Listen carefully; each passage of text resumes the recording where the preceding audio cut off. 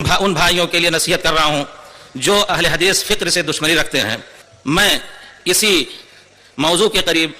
اپنے ان بھائیوں سے مخاطب ہونا چاہتا ہوں جن کو اہل حدیث فکر سے دوری ہے، جو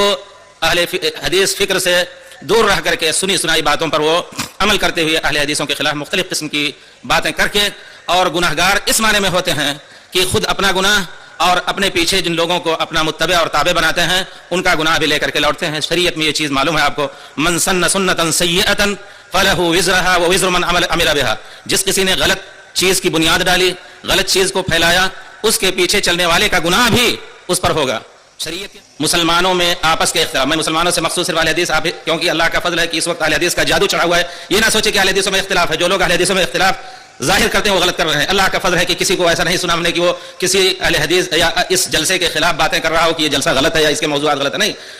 میری مراد دوسرے مسلمان اور اہل حدیث آپس میں مختلف ہیں، اور اختلاف کی یقیناً وجہ صرف آپس میں ایک دوسرے کو نہ سمجھنے کی وجہ سے ہے۔ ان کو سمجھنے اور نہ سمجھنے کی ذمہ داری یا نہ سمجھنے کی ذمہ داری ان علماء کرام پر ہے جو اہل حدیثوں کو بدنام کرتے ہیں یا اہل حدیث فکر کو غلط کہتے ہیں، غیر مقلدیت کا نام لے کر کے لوگوں کو اس سے بھڑکاتے ہیں۔ ذمہ داری انہی علماء کی ہے، انہی سے میں مخاطب کر رہا ہوں کہ اللہ تعالیٰ نے آپ کو پیارے رسول صلی اللہ علیہ وسلم کا وارث بنایا ہے۔ العلماء ورثۃ الانبیاء، پیارے رسول فرماتے ہیں کہ کسی نبی کے لیے یہ جائز نہیں کہ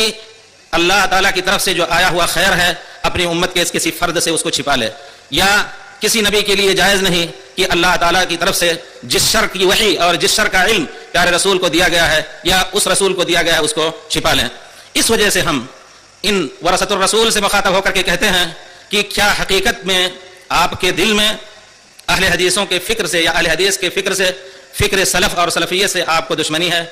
اگر یہ دشمنی ہے تو پھر کیا اسلام اس کی اجازت دیتا ہے کہ اس کی بنا پر ہم ایک دوسرے سے حسد اور بغض رکھیں؟ پیارے رسول صلی اللہ علیہ وسلم فرماتے ہیں لا تحاسدوا ولا تباغضوا ولا تدابروا وكونوا عباد اللہ اخوانا، اے اللہ کے بندو آپس میں حسد، دشمنی، ایک دوسرے سے بائیکاٹ نہ کرو اور اللہ کے نیک بندے بن جاؤ۔ کہ کس قدر فتنے اور اختلافات ختم ہوتے ہیں۔ تو میرا خطاب ان علماء کرام سے ہے جو اصل مقصد یا اصل عقیدے کو سمجھنا نہیں چاہتے۔ منہج عمل میں اگر وہ سمجھنا چاہیں تو قرآن اور حدیث سے جو اہل حدیث فکر کا طرح امتیاز ہے اس کو پڑھنے کی کوشش کریں۔ جس طرح ایک غیر مسلم سے کہا جاتا ہے کہ اسلام کی اصل صورت اور اسلام کی صحیح شکل پہچاننے کے لیے قرآن اور حدیث کا مطالعہ کرو، اسی طرح ہم